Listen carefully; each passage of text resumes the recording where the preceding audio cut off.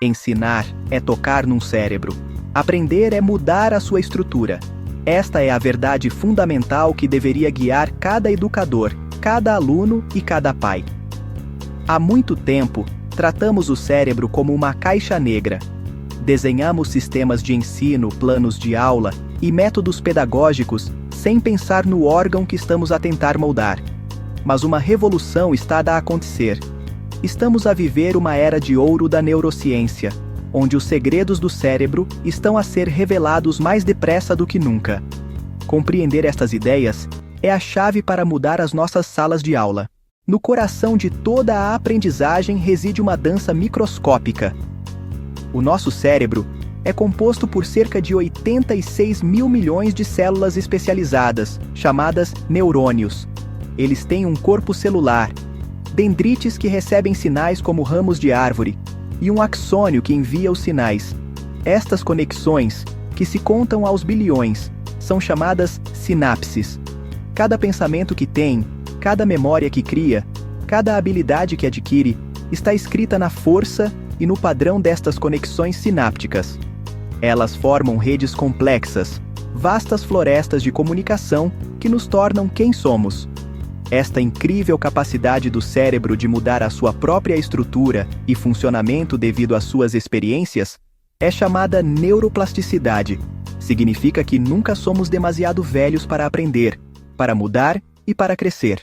Muitas vezes, tentamos separar a emoção da razão nas nossas escolas. Isto é um grande erro.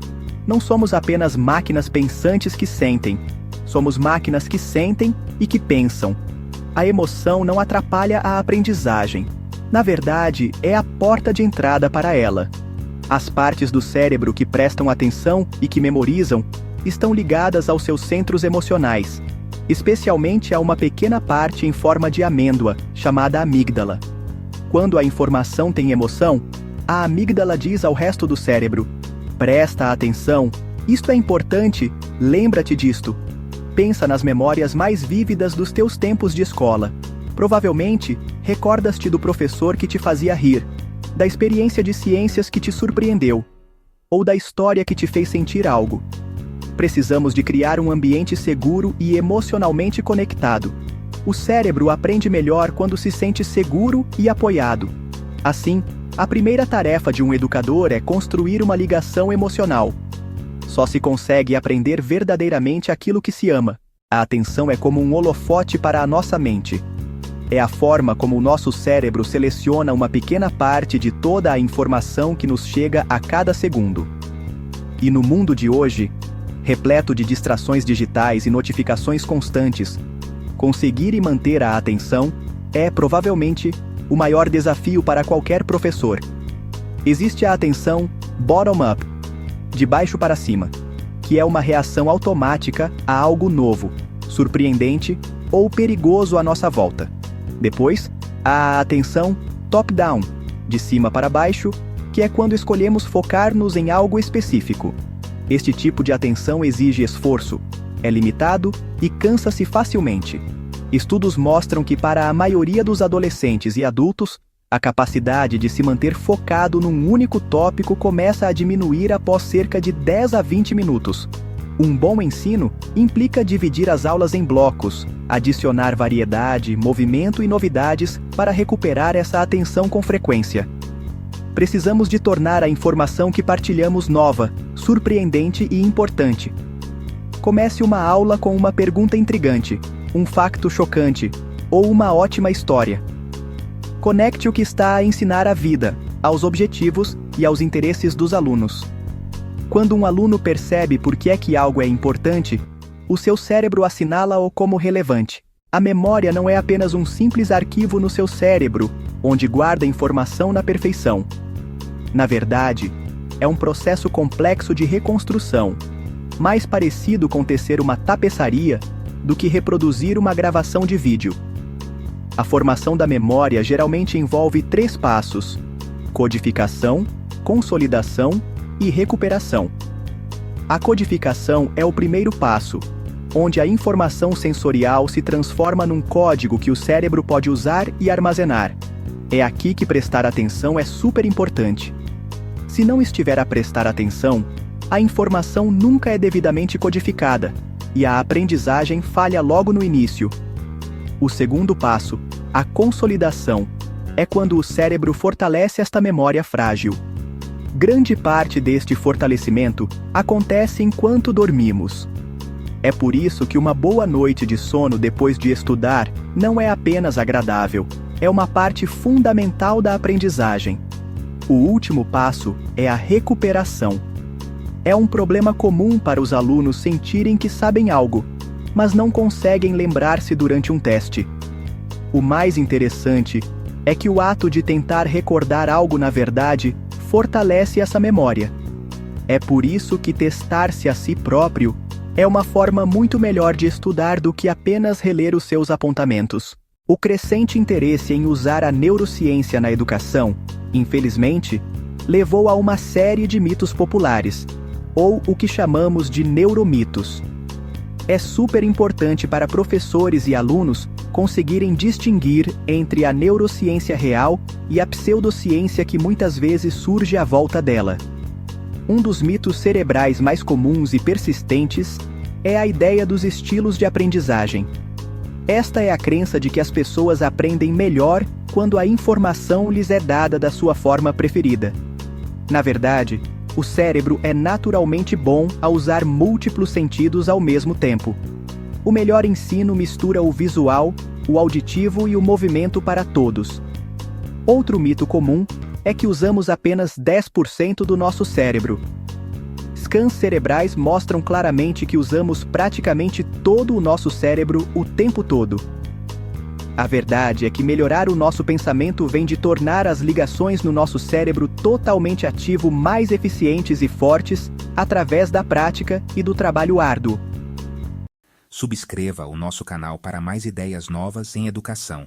Carregue no botão "Gosto" neste vídeo e partilhe as suas ideias nos comentários. Por fim, vamos falar sobre o mito do cérebro esquerdo versus cérebro direito. As duas metades estão sempre a comunicar uma com a outra através de um enorme conjunto de fibras nervosas, chamado corpo caloso.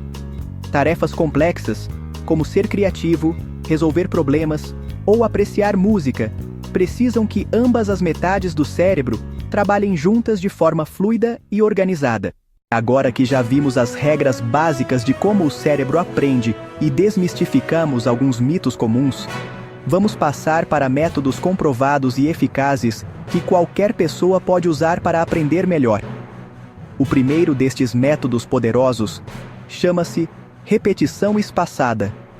Muitas vezes, pensamos que a melhor forma de aprender algo é enfiar tudo na cabeça de uma só vez. Embora estudar a última da hora possa ajudar a passar num teste no dia seguinte, a informação é armazenada de forma fraca e é rapidamente esquecida. É como querer aprender o Fado de Coimbra todo num dia. Não fica. Em vez de estudar um tópico durante 3 horas seguidas, deve estudá-lo durante 1 hora em 3 dias diferentes. Esta mudança simples faz uma enorme diferença na quantidade de informação que retém. Um método relacionado que melhora ainda mais a aprendizagem é a intercalação. Por exemplo, se estiver a estudar matemática, em vez de resolver 20 problemas de adição, depois 20 de subtração e depois 20 de multiplicação, deve misturá-los, colocando diferentes tipos de problemas juntos. É como misturar cozido à portuguesa com bacalhau à Brás no mesmo prato, mas para o cérebro. A intercalação faz com que o seu cérebro pense constantemente no problema que tem à frente e escolha o método certo da sua caixa de ferramentas mental. Constrói flexibilidade e uma compreensão mais profunda das ideias. Além do espaçamento e da intercalação, 2 das estratégias de aprendizagem mais poderosas visam diretamente as fases de codificação e recuperação da memória, a recordação ativa e a elaboração. Estas técnicas transformam o estudante de um consumidor passivo de informação num participante ativo na construção do conhecimento. A recordação ativa é simplesmente tentar recordar informações de propósito sem consultar as suas notas. Isto é o oposto dos métodos de revisão passiva, como reler um capítulo de um manual. Pode criar os seus próprios flashcards, e certificar-se de que se lembra da resposta antes de virar a carta. A chave é o esforço. O esforço mental envolvido em desenterrar a informação é o que torna a memória mais forte. A elaboração consiste em dar significado a novas informações, ligando-as ao que já sabe. É sobre perguntar por quê, como e se. Ao aprender um novo conceito científico, pode perguntar-se: como é que isto se relaciona com o que aprendi na semana passada? Consigo pensar num exemplo prático disto? Estas duas técnicas trabalham lado a lado.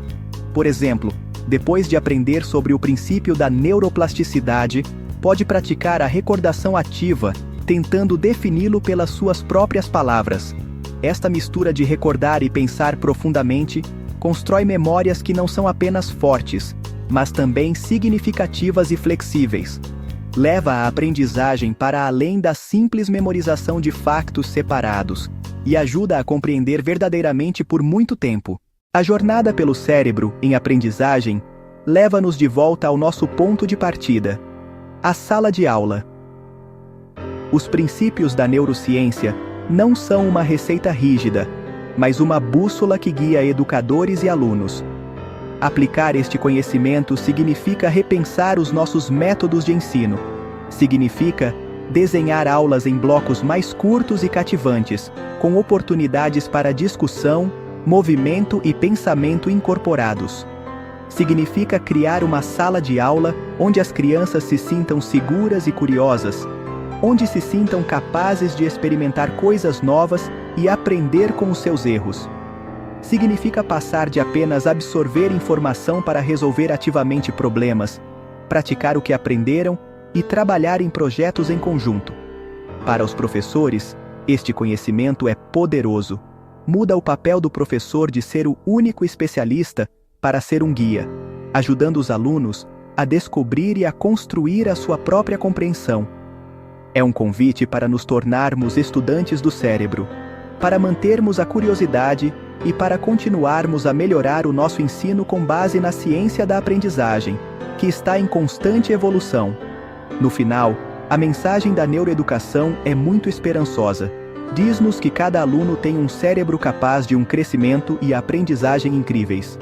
Usando estas ideias, podemos criar salas de aula que não são apenas melhores, mas também mais divertidas, mais memoráveis e mais inspiradoras. Podemos ajudar os alunos não apenas a aprender factos e números, mas também a desenvolver um profundo amor pela aprendizagem que durará toda a vida. Porque, no fundo, o objetivo da educação não é apenas transmitir conhecimento, mas acender uma chama na mente, uma chama que só pode ser acesa quando finalmente compreendemos a bela, complexa e incrível máquina de aprendizagem que vive dentro de cada um de nós. Se explorar estas competências de ensino do século XXI lhe despertou a curiosidade, vamos continuar esta conversa. Subscreva o nosso canal para mais ideias novas em educação. Carregue no botão "Gosto" neste vídeo e partilhe as suas ideias nos comentários. Qual competência se conecta mais com o seu ensino? Qual parece mais difícil de desenvolver? As suas ideias e perguntas ajudam a construir a nossa comunidade de aprendizagem e inspiram o que abordaremos a seguir. Juntos, podemos mudar a educação, um professor, uma sala de aula, um aluno de cada vez. O futuro da aprendizagem está nas nossas mãos.